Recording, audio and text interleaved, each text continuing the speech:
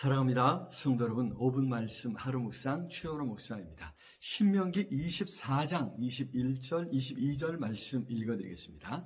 내가 내 포도원의 포도를 딴 후에 그 남은 것을 다시 따지 말고 객과 고아와 과부를 위하여 남겨두라. 너는 애굽 땅에서 종되었던 것을 기억하라. 이러므로 내가 내게 이 일을 행하라 명령하노라. 아멘. 우리 기독교 신앙에서 중요한 것은 어떤 삶을 살아갈 것인가 거기에 있습니다. 다른 종교에서는 간절히 빌어 복을 받고자 하고 자신의 마음을 다스리려 합니다. 하지만 성경에서 하나님은 이미 복을 주셨습니다. 하나님의 백성이요 하나님의 자녀된 것 그 자체가 엄청난 복을 받은 것입니다. 그렇게 복을 주셨기에, 그렇게 불러주셨기에 이제 그 부르심을 생각하면서 그 복을 누리고 그 복을 세상에 나누는 삶을 살아야 한다는 것입니다. 그런 삶을 통해서 하나님께서도 목표한 바를 이루시는데 바로 하나님의 구원을 온 세상에 나타내시는 것입니다. 그래서 우리는 순간순간 어떻게 살아야 할 것인지를 고민하게 됩니다. 하나님께서 그냥 막 살라고 하지 아니하시고 이렇게 성경을 지침으로 주지 아니하셨습니까? 사실 어떻게 살 것인지는 너무나 명백합니다. 하나님께서 자세히 설명해 주셨기 때문이죠. 지금까지 이스라엘은 광야에서 어떻게 살 것인지를 가르침을 받았습니다. 이제 앞으로 가나안 땅에 들어가서도 어떻게 살 것인지를 다시 선포하시고 다시 말씀해 주시지요. 한마디로 말하면 하나님의 백성답게, 하나님의 자녀답게 구별된 삶을 살아가는 것입니다.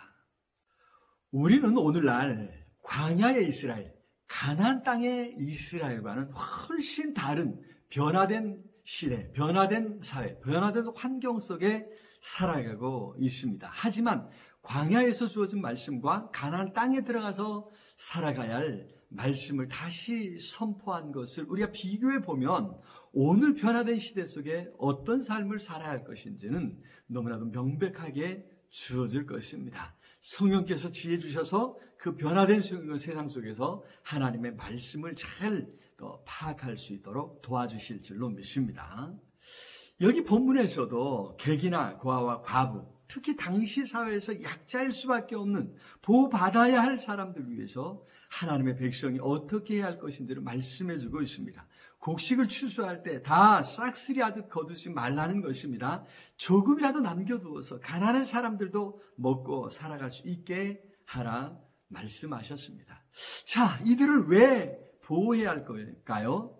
사회적 약자를 돌봐야 할 책임, 그 근거는 이스라엘 그들 자신도 어려움을 겪었을 때, 종되었을 때가 있었다는 것입니다. 여기 너는 애굽 땅에서 종되었던 것을 기억하라. 그렇습니다.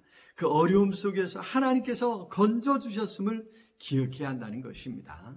예전에 내가 어떤 존재였던 것을 기억하는 것이 현재를 어떻게 살아야 할 것인지를 파악하는 데 도움이 될 것입니다. 하나님께서 죄의 종으로 살던 우리를 불쌍히 여기셨습니다. 그래서 친히 아들로 예수 그리스도로 찾아오셨고 우리를 건져주셨습니다. 그런 은혜를 받았으니 이제 우리도 어려움을 겪는 사람들을 도와야 합니다. 그들을 불쌍히 여겨 주어야 하는 것입니다. 예수님은 마음을 다해 하나님을 사랑하듯 내 이웃을 내 몸처럼 사랑하라 말씀하셨습니다. 그것이 온 율법과 선지자가 가르치는 것이라고 하셨지요. 하나님 사랑과 이웃 사랑이란 이 두 가지 원리로 우리 삶을 돌아보고 이웃을 돌아보면 무엇을 어떻게 해야 할지 쉽게 파악할 수 있을 것입니다. 그것이 구원받은 하나님의 자녀들에게 마땅한 것이라는 것입니다. 하나님을 사랑하는 마음으로 이웃을 사랑하고 그런 사랑하는 마음을 잘 표현할 수 있기를 기도합니다. 성령께서 도와주실 줄로 믿습니다. 사랑의 주님 참으로 감사합니다. 이처럼 사랑하셔서 불러주시고 자녀 삼아주신 것 감사합니다. 이제 하나님의 자녀답게 하나님의 마음으로 이웃을 돌아보며 이웃을 사랑하여 무언가를 행할 수 있도록 우리에게 힘 주시고 지혜 주시고 분별력을 허락해 주시옵소서. 오늘도 무언가를 행할 때 성령 하나님 도와주실 줄로 믿사옵고 예수 그리스도 이름으로 기도드리옵나이다. 아멘. 오늘도 우리 주님 안에서 승리하시길 기도합니다. 사랑합니다.